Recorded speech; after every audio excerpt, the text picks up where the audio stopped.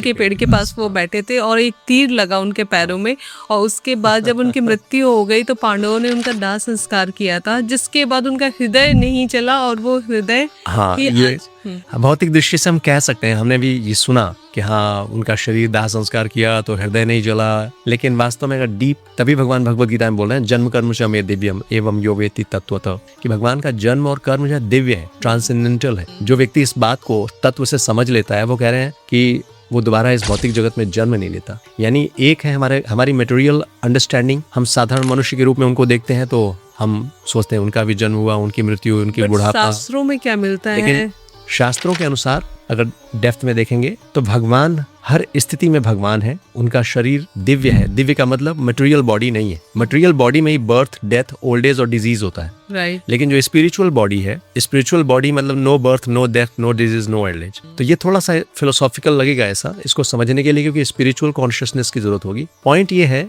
कि भगवान जब इस भौतिक जगत में आते हैं तो वो भौतिक नहीं है, लेकिन कुछ लीलाएं ऐसी करते हैं जो बाहरी दृष्टि से लोगों को देखने में ऐसा लगेगा कि ऐसा हो रहा है। तो हमें दो विजन लेकर चलना पड़ेगा, एक मटेरियल और एक स्पिरिचुअल।